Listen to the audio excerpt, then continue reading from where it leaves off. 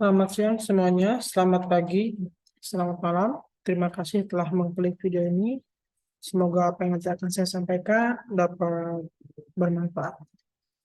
Baiklah, hari ini kita akan membicarakan tentang dinamika pelaksanaan Undang-Undang Dasar 1945. Sebelumnya kita telah mempelajari bahwa Pancasila merupakan dasar-dasar dari semua dasar undang-undang yang berlaku di Indonesia. Jadi, mau undang-undangnya apapun tetap harus berlandasan kepada Pancasila. Ya, dari mulai penerapannya, pelaksanaannya, serta pengembangannya. Nah, sekarang kita akan mempelajari tentang dinamikanya. Karena dalam pelaksanaan undang-undang ini ternyata banyak sekali dinamika. Ada tantangan, kemudian ada yang perlu ditambahkan dalam perkembangannya, dan lain sebagainya. Ya, jadi dalam negara kita ini, Pancasila merupakan standar awal dari hukum. Nilai-nilai hukum yang ada di Indonesia itu adalah Pancasila. Nilai ketuhanan dimulai dari nilai Pancasila. Kemudian, jika kita ingin membicarakan tentang kemanusiaan, juga dimulai dari Pancasila. Persatuan kita dimulai dari Pancasila. Kemudian membicarakan undang-undang, terus menjadi undang-undang. Ya, itulah kenapa ketika kemarin kita membicarakan tentang eh,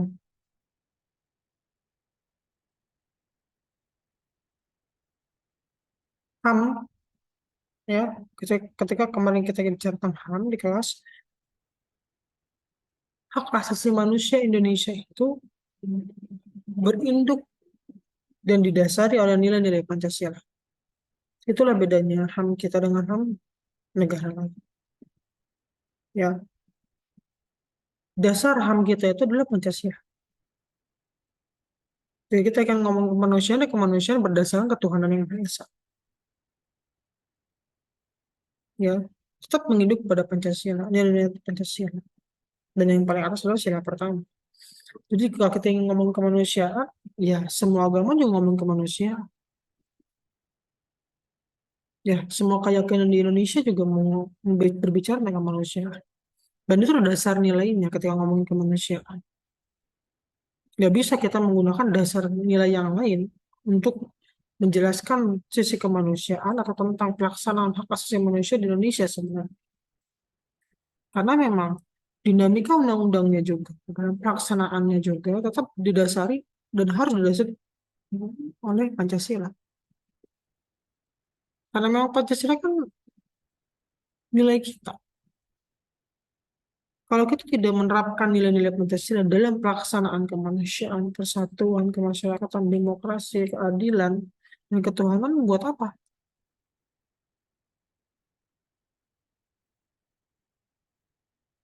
Tujuan negara kita tidak akan tercapai.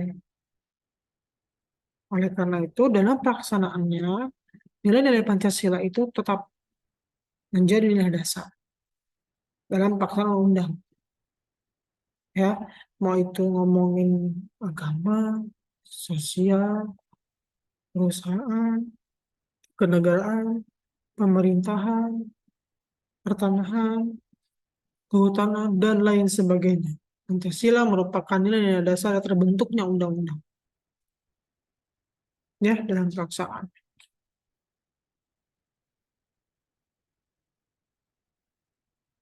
Sejak kemerdekaan Indonesia pada tahun 1945, Undang-Undang Dasar 1945 menjadi landasan hukum utama Indonesia. Ya. Namun, pelaksanaannya tidaklah statis dan tetap, melainkan mengalami perubahan dan dinamika seiring dengan perkembangan zaman dan tantangan yang dihadapi.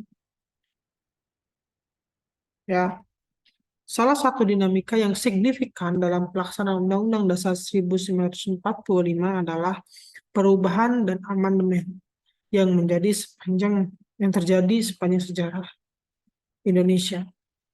Ya, Undang-Undang Dasar 1945 telah mengalami 4 kali perubahan besar melalui amandemen pada tahun 1999, 2000, 2001, dan 2002. Dan 2002. Oke. Perubahan-perubahan tersebut melibatkan revisi atas berbagai pasal dalam Undang-Undang Dasar 1945, termasuk yang berkaitan dengan struktur pemerintahan, hak asasi manusia, sistem keadilan, dan kewenangan daerah.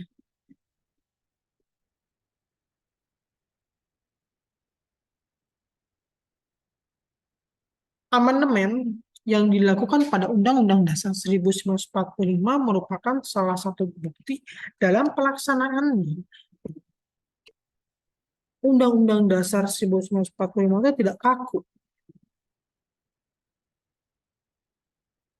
Undang-Undang Dasar 1945 itu dapat menyesuaikan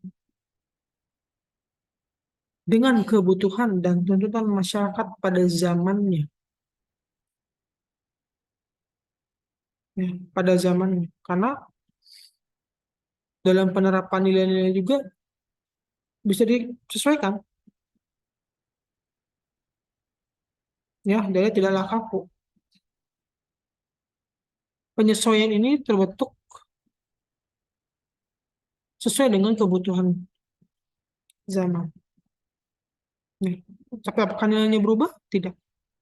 Nilainya tetap sama.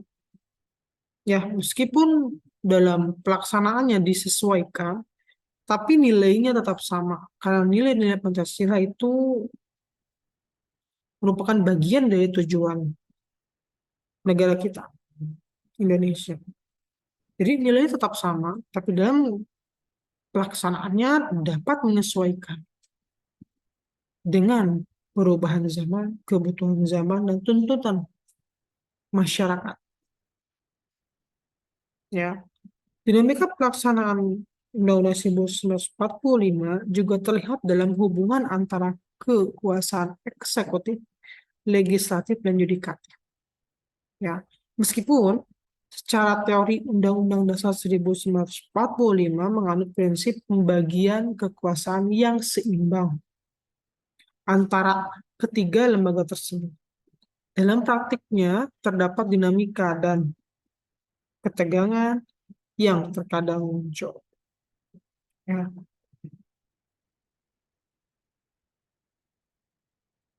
Contohnya apa? Contohnya pertarungan perebutan kekuasaan.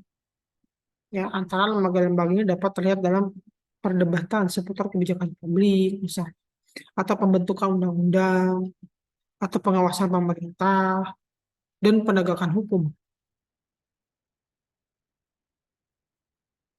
Ya, hal ini bukan sesuatu hal yang negatif. Ya, yang terjadi adalah dinamika yang terus berkembang dan berubah inilah menunjukkan bahwa pelaksanaan Undang-Undang 1945, Undang-Undang Dasar, terus berada dalam proses perjalanan yang harus dihadapi dan diatasi. Ini menjaga keseimbangan dan stabilitas negara. Ya, jadi perubahan-perubahan konsep kekuasaan dalam penegakan hukum misalnya nanti dipindah dari TNI ke Polri kan pernah kan dipindah gitu. Terus kebijakan publik dari daerah ke pusat, terus pusat ke daerah. Nah itu sistem seperti itu memerlukan dinamika dalam pasal Undang-Undang Dasar 1945. Karena ingat, ya undang-undang itu tidak kaku. Undang-Undang Dasar 1945 kita itu dia bisa menyesuaikan dengan kebutuhan zaman, perkembangan zaman. Ya, ketika dibutuhkan sesuatu yang lebih cepat dan ternyata bisa dilakukan di daerah, maka undang-undang itu bisa ikut dalam perkembangan itu. Ya, meskipun dengan berbagai mekanisme yang ada. Jadi tidak serta merta itu bisa dirubah. Seenaknya enggak juga. Tetap harus melewati mekanisme yang ada. ya, ada yang mengusulkan, ya, ada yang melakukan penelitian dan pembahasan tentang undang-undang, ada yang mengesahkan, dan ada yang mengawasi. Makanya tadi kita mempelajari tentang, atau kita sudah pernah mempelajari tentang lembaga-lembaga utama, ya, legislatif, yudikatif, dan eksekutif. Lembaga-lembaga inilah yang menjadi hmm, bagian untuk mengembangkan undang-undang agar tetap sesuai dengan kebutuhan dan tuntutan masyarakat di setiap zaman yang dilewati negara ini. Ya. Tujuannya apa? Semua dinamika yang terjadi itu adalah untuk menjaga keseimbangan dan stabilitas negara. Ya.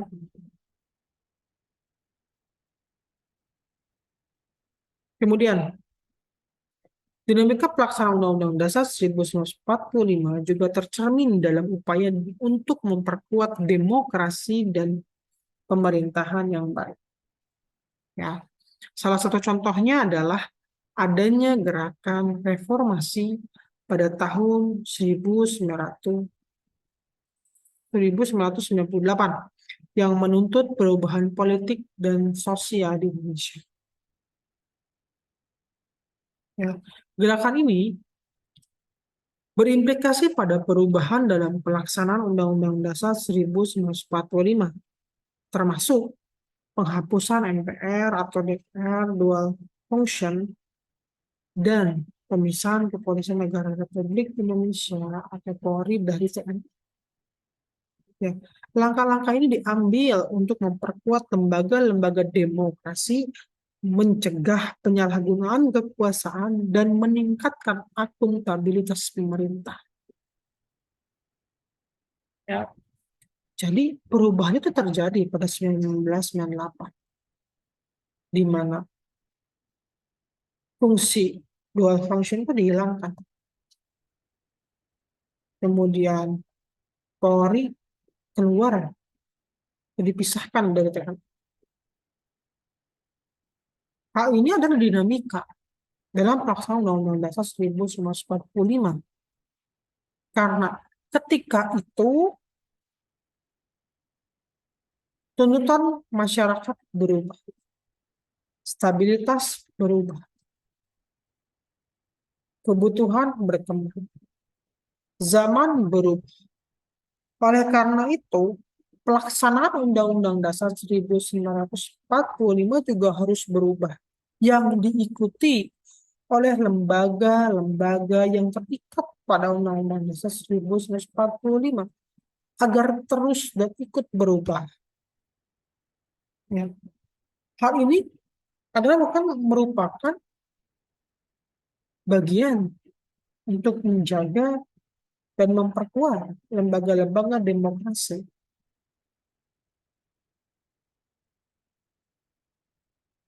ya, agar fokus dari tujuan negara ini pun semakin spesifik,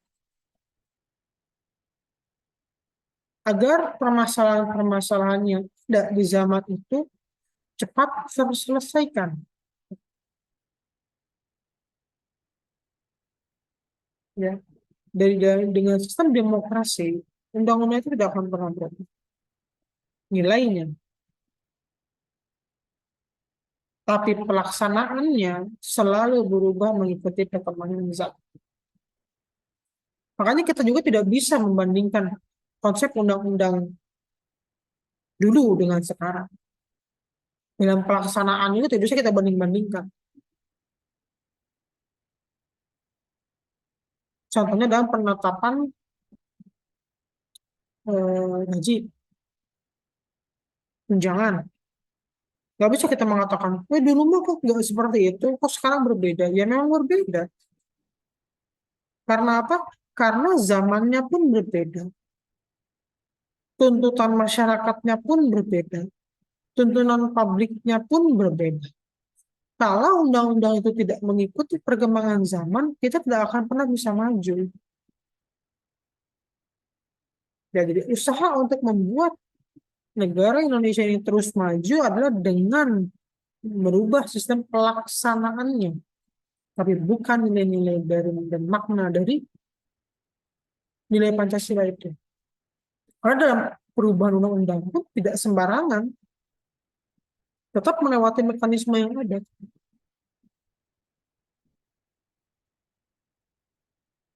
Itu dilihat lagi, dievaluasi lagi bagaimana, apakah masih cocok atau tidak.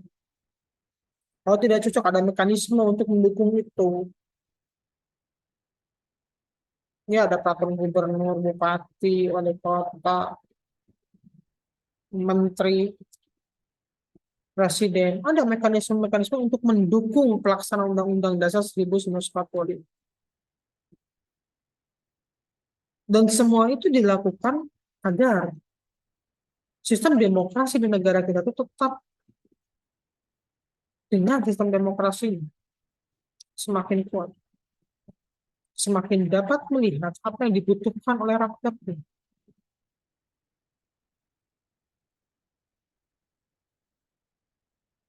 Ya. Itulah kenapa dalam pelaksanaannya masyarakat atau rakyat harus juga memahami bahwa pelaksanaan undang-undang itu juga berubah. Dan masyarakatlah yang menjadi alasan. Salah satu alasan itu harus berubah.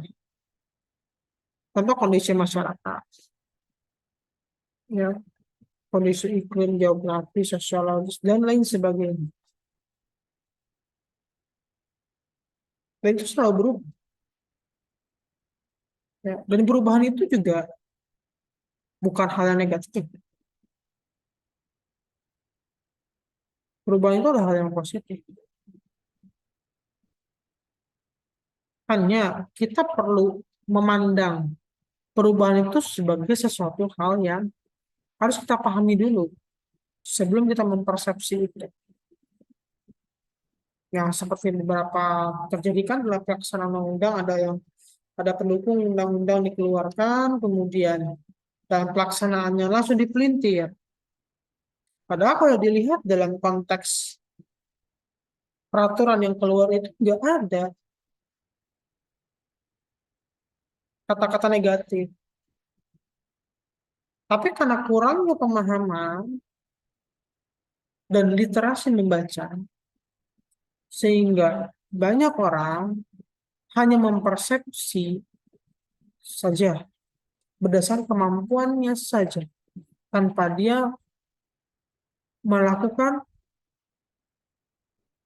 cek and recheck terhadap informasi itu benar atau tidak.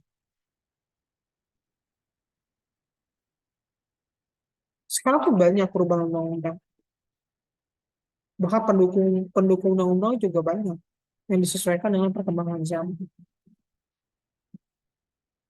Nah, sebelum kita mempersepsi itu apa, langkah lebih baik kita baca dulu itu undang-undang seperti apa, maksudnya kemana, lihat kondisi masyarakat kita, apa yang dibutuhkan, sesuai tidak. Jangan tiba-tiba langsung menjudge bahwa itu tidak baik. Terkadang kita menilai dalam pelaksanaan undang itu, kita langsung menilai kurang baik. Itu hal yang kurang tepat. Karena kita juga belum tentu memahami dulu maksudnya apa. Kita hanya menilai benar persepsi kita pribadi. Itu harus dihindari, apalagi untuk mahasiswa. Dalam melihat realitas, mahasiswa harus bisa melihat bahwa fenomena itu bisa saja multi makna. Oleh karena itu, sebelum kita menilai, ada proses verifikasi data namanya. Kita verify dulu datanya, benar tidak seperti itu, ataukah hanya penilaian kita pribadi, dan apakah penilaian kita ini dapat bisa dipertanggungjawabkan atau tidak. Atau mungkin pendapat kita itu bisa menambah keilmuan bagi pelaksanaan undang-undang yang keluar itu. Nah, untuk itu kita harus memahami bahwa ternyata dalam pelaksanaannya undang-undang itu pasti berubah, tapi tidak dengan nilai-nilainya. Nah, nilai-nilai Pancasila itu nggak bisa berubah. Itu cita-cita bangsa kita. Jangan si anaknya merubah hanya karena ketidaktahuan. Ya, lebih baik berusaha yang terbaik untuk melakukan yang lebih baik untuk negara.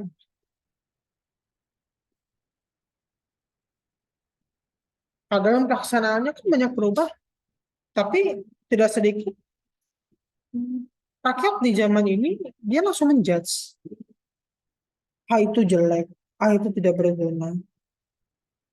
Padahal kalau kita lihat secara keseluruhan, undang-undang itu dibuat untuk rakyat,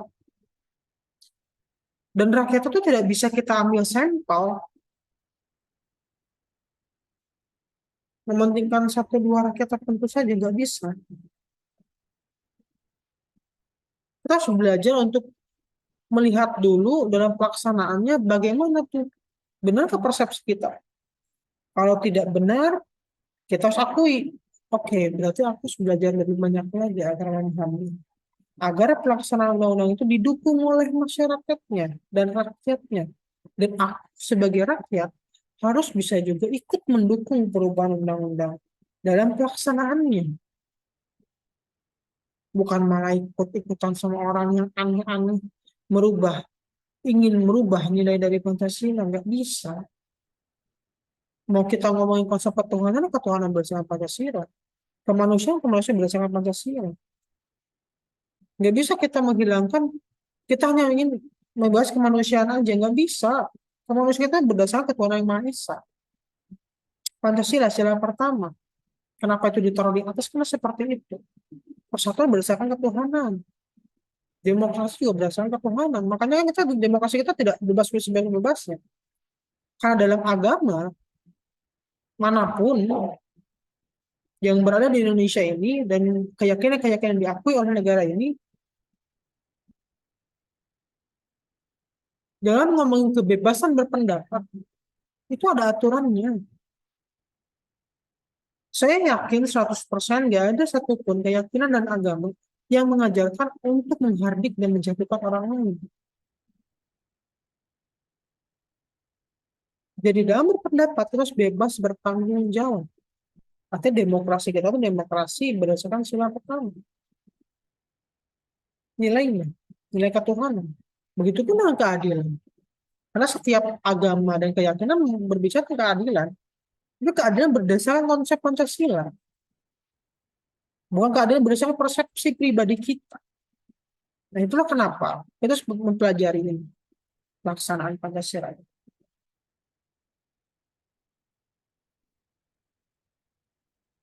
Dalam konteks globalisasi dan perkembangan teknologi informasi, dinamika pasal Undang-Undang Dasar 1945 juga menghadapi tantangan baru. Ya, kemajuan teknologi informasi dan komunikasi memungkinkan terjadinya perubahan dalam cara berpikir dan berinteraksi masyarakat. Internet, media sosial, dan akses informasi yang mudah telah mengubah lanskap politik dan sosial di Indonesia.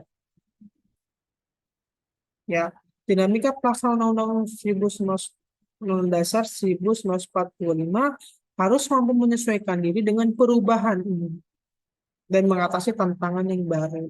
Seperti yang tadi saya bilang, dengan arus informasi yang sangat luar biasa, manusia itu cepat mempersepsi.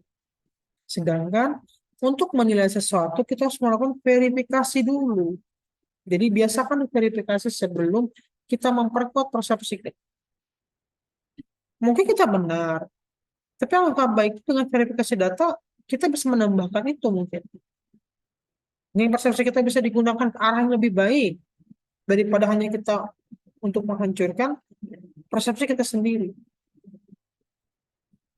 Karena kepentingan umum itu jauh lebih penting daripada kepentingan dari kita sendiri kan. Ya. Salah satu tantangan yang dihadapi adalah penyebaran informasi yang tidak akurat atau hoax, ya, yang dapat mempengaruhi persepsi masyarakat terhadap pemerintah dan sistem politik.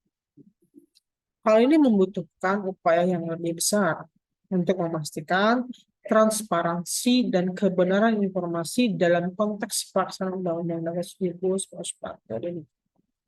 Pemerintah dan lembaga terkait harus bekerja sama untuk membangun literasi informasi yang baik dan mengedukasi masyarakat tentang pentingnya memilah informasi yang benar.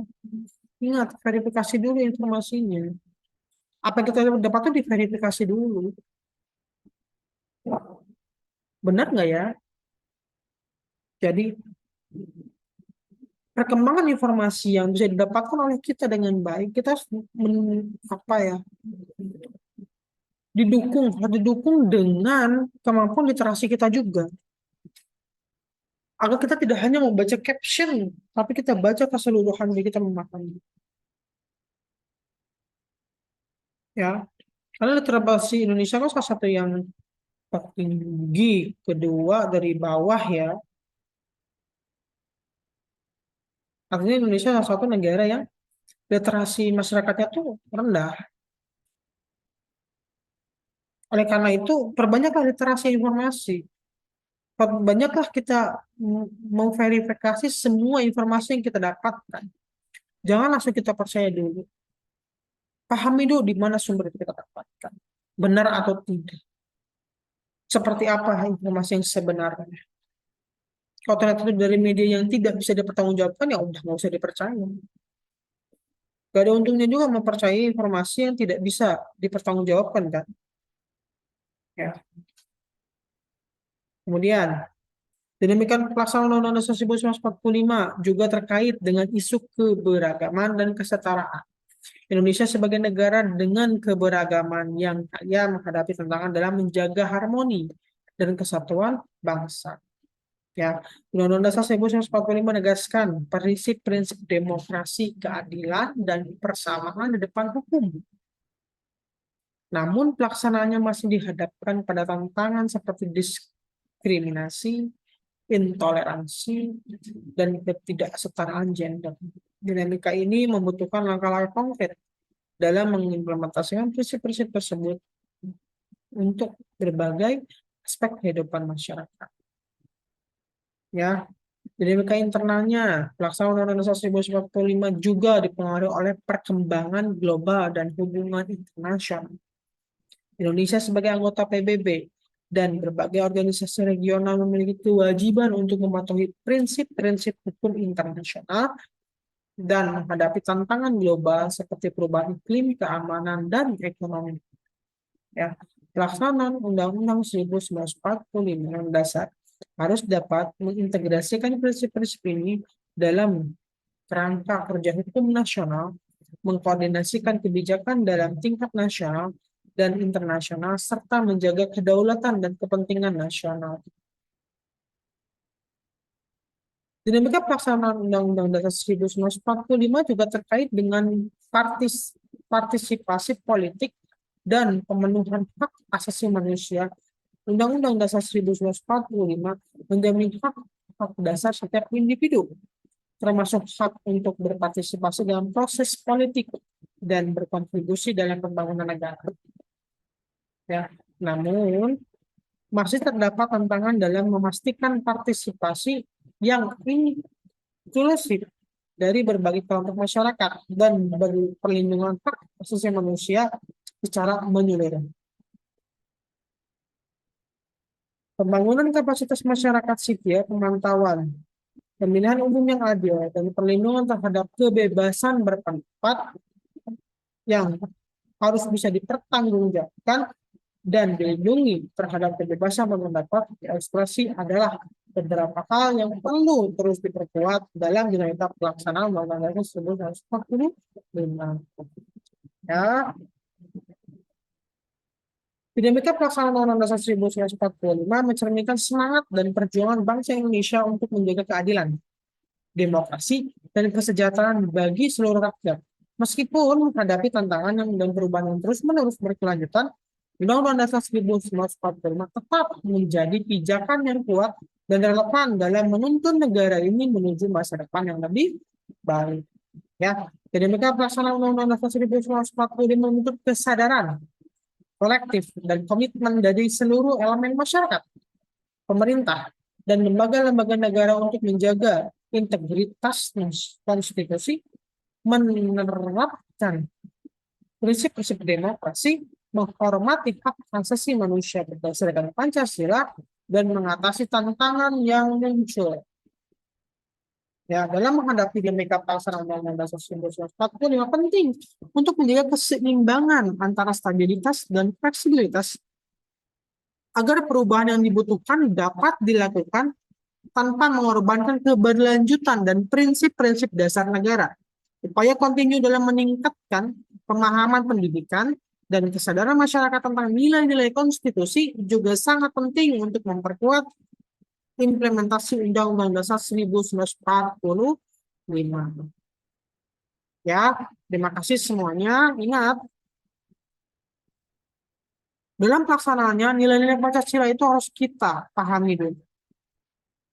Agar dalam pelaksanaan undang-undangnya kita bisa ikut serta mendukung perubahan dari dan pelaksanaan undang-undang dasar itu. Ya, terima kasih semuanya. Semoga apa yang saya sampaikan dapat bermanfaat. Semua yang saya sampaikan di sini adalah untuk perkuliahan dan contoh perkuliahan. Tidak ada niat untuk menjatuhkan dan menghina kelompok-kelompok tertentu. Terima kasih semuanya. Assalamualaikum warahmatullahi wabarakatuh.